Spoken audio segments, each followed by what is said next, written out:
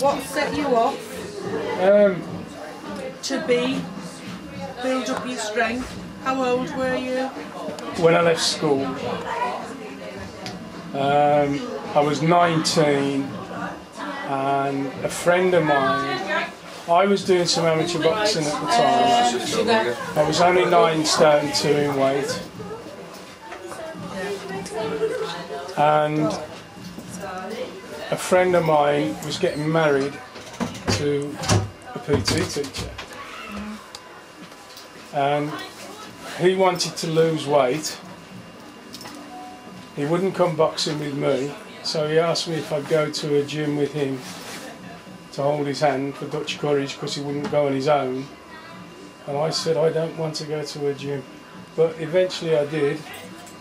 And with weight training, out of all the sports that I've done, weight training was the only sport that I've ever found that you're in direct competition with yourself. This is what this work's all about, because I was bullied at school. So, do you think that had any... I was bullied for over a year. It's just because my son took up boxing for the same reason. But I didn't take up boxing because I was bullied at school. The best thing I ever got at school was confidence. Yeah. That was the best thing I ever got at school, was confidence. You see that my son uses the boxing for confidence because he's not combative. And what he got out of it was a physique that gave him a presence. That's right. And he used to, when he used to get upset that he was being bullied, he learned that he could channel that upset a different way. That's right. And then when people started to give him more respect, it kind of increased his confidence more. Yes, yeah. So he does sparring with the professional boxers, but he doesn't want to do it as a competitive. It was purely about confidence with him. Exactly the same as me. Because when eventually the bullying stopped for me, through my parents that was going to the school and sorting it out properly, when the bullying stopped, I said it would never, ever, ever happen to me again, because it was so bad for me that eventually they got me out robbing and stealing. Do you think bullying is worse today than when you were at school?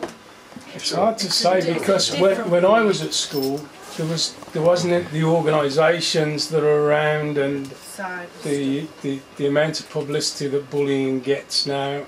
So it's hard to say, but of course cyberbullying is well on the increase. Right. Well on the increase. It's a different kind of bullying. It is, because they think once they press send that's it, it's gone anonymous. But it can be tracked. And this is the thing. So yours was physical bullying? It started with teasing and name calling, and then being pushed around, and then being physically beaten, up to the point that what happens, you see, bullies want control and power. It's all about control and power. And the more that they can get away with without the person on the other end saying anything, the worse it will get. It was all mental with me, the mental bullying, and it was my parents that had spotted I'd gone downhill and everything, although I wouldn't tell them what was actually going on at school. Exactly the same. same. But they knew that something was wrong and actually got me out of that school. That was exactly the same thing, because I would do anything not to go to school. Yeah. Anything. Yeah, I had a lot of sickness, I'd be poorly for the sake Doctors, of it. Exactly the same, you see. And this is surprising, because it's amazing how many people do this. It's exactly the same thing, nothing's new. No. But to get away from the bullies, they'll do anything they can. Right. Because it is that purge on their lives. And there's nothing worse than being frightened, because it affected my schoolwork. My schoolwork was rubbish. Do you find that some children that have been bullied at home can turn into bullies themselves in order to mask that they're being bullied? So that it kind of goes down the line. Absolutely. But as part of my presentation now, I say there are no excuses. No excuses to be a bully. Do you think sometimes bullies have support needs themselves? You can approach it from other ways as well as education. Possibly, yes, yeah. It's all about control and power. Yeah. In some cases, a lot of the kids don't realise what they're doing. Yeah, that it could be channelled another way to get control and power in a less aggressive way. Absolutely, yeah. See, as adults, it's not a shame to go and find assertiveness training.